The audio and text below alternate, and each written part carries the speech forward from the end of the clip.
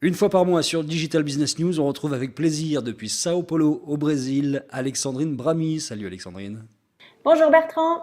Dis donc, habillé quasi aux couleurs, au logo de Digital Business News, c'est plutôt un bel hommage, merci. Ah oui, c'est mon hommage de novembre. L'hommage de novembre, et en novembre, il y a plein de choses qui se passent, mais il y a quelque chose qui est assez nouveau au Brésil, qui s'appelle le Black Friday. Évidemment, c'est américain, le Black Friday, mais il arrive là. Et on va en parler tout au long de ce rendez-vous. Qu'est-ce que c'est que le Black Friday d'abord, sur la source originelle? Alors, le Black Friday, c'est le grand jour des discounts, des réductions offertes avant Noël. Donc, c'est le lendemain de Thanksgiving aux États-Unis. Ça concerne essentiellement le offline et de plus en plus le online. Et au Brésil, la particularité, c'est que c'est pratiquement 100% online. Donc, c'est le grand jour des e-commerçants qui offrent des grosses réductions de 30 à 70% sur tout un tas d'articles pour les consommateurs. Pourquoi ça fonctionne au Brésil? Alors, ça fonctionne au Brésil pour plusieurs raisons. La première, sans doute parce que il y a un grand nombre de dates qui traditionnellement sont de grands rendez-vous pour les retailers, la fête des mères, la fête des amoureux qui a lieu le 12 juin, pas comme chez nous en février, la fête des enfants le 12 octobre, on en sort. Donc voilà, il y a déjà une appétence pour l'événementialisation des ventes et aujourd'hui des ventes sur Internet. Et les mêmes scènes qu'on retrouve aux États-Unis, on les retrouve au Brésil, mais c'est en ligne, donc des sites qui sortent, qui sont bloqués parce qu'il y a trop d'accès, des gens qui se jettent aux heures de pointe, c'est-à-dire à minuit en fait, à 1h du matin, et puis à l'heure du déjeuner sur leurs ordinateurs pour consommer, pour acheter. Ça représente, pour vous donner une idée, un ticket moyen qui lui aussi est à peu près 20% plus cher que les autres jours, puisque les consommateurs se jettent sur les produits les plus chers, notamment smartphones, TV, ordinateurs, la mode aussi, et puis tout ce qui est électroménager. Au Brésil, ça date de quand et qui est-ce qui a lancé ça? Alors au Brésil, c'est né en 2010, donc finalement c'est assez récent. De 2010 à 2012, la progression des ventes a été assez tranquille. Et en fait, le grand phénomène a explosé en 2012. Alors le concept a été directement importé des États-Unis par le groupe Lead Media, un français, intéressant, faut le rappeler. Donc spécialiste de marketing digital à la performance.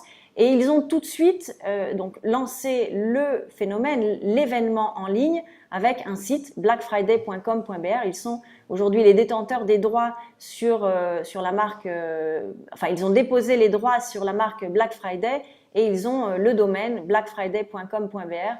Donc ce sont eux les mousquetaires du e-commerce brésilien qui aident avec leurs solutions de branding et de marketing digital, aident les e-commerçants à mieux vendre et à mieux cibler les e-consommateurs. 85 millions de Brésiliens connectés à Internet et seulement 45 millions qui ont déjà consommé, qui ont déjà acheté au moins une fois sur Internet. Il y a un grand marché à prendre et nous, Français, on a les technologies, on a les hommes, on a le savoir-faire.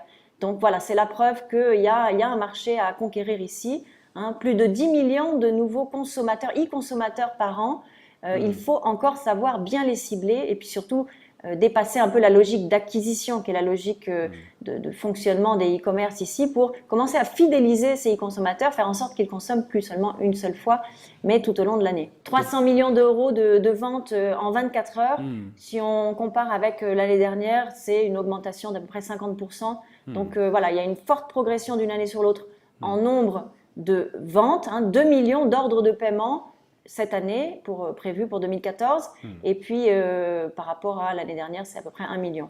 On a déjà eu l'occasion dans une émission précédente de parler de la logistique au Brésil. Bon, la logistique au Brésil, de temps en temps, il peut y avoir des trous dans la raquette. Est-ce que là, ça suit en cuisine, justement, parce qu'il faut livrer tout ça derrière? C'est une très bonne question, parce qu'effectivement, le problème logistique donc, de delivery de ces produits commandés est un vrai problème.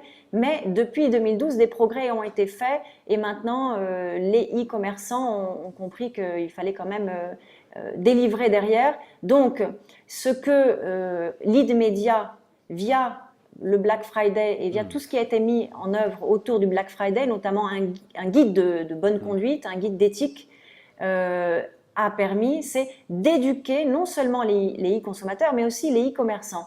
Et aujourd'hui, tous les participants du Black Friday officiel, donc les gros retailers notamment, ont signé une charte s'engageant à respecter les prix, donc les prix affichés, les discounts, les réductions, les délais et surtout à avoir du stock. Voilà. Pour éviter ce qui s'est passé les premières années, c'est-à-dire des ventes et puis derrière, pas de stock parfois ou des délais de livraison assez importants. Ce qui se passe, c'est qu'il n'y a pas que le Black Friday. Lead Media a aussi importé le Boxing Day, donc au lendemain de Noël, et puis le Cyber Monday au lendemain du Black Friday. Tout carrément, oui. Voilà.